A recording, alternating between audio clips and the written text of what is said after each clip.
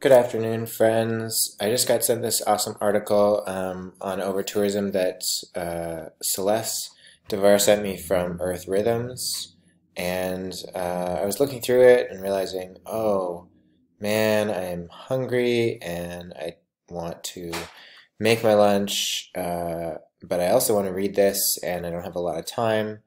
So what I did is I have this Chrome extension for Evernote, and what it does is it summarizes, gives me like a simplified view of the article, so you can cut out a lot of the excess stuff on that page. And then what you can do is you can actually select it all.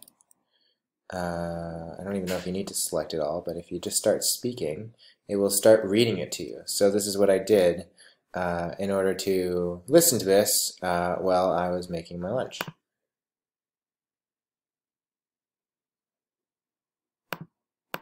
And actually, I think you need to select it all. So just clicked and dragged all the way down. Or maybe I can just select Command A on my Mac here. Yep, can do that.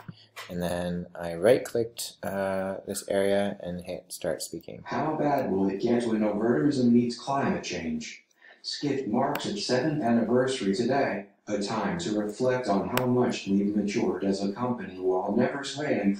So, as you can see, doesn't really know how to say over-tourism, but it works pretty well. So give it a try. And if you want to change the voices, I think you can just do that in here. Speech.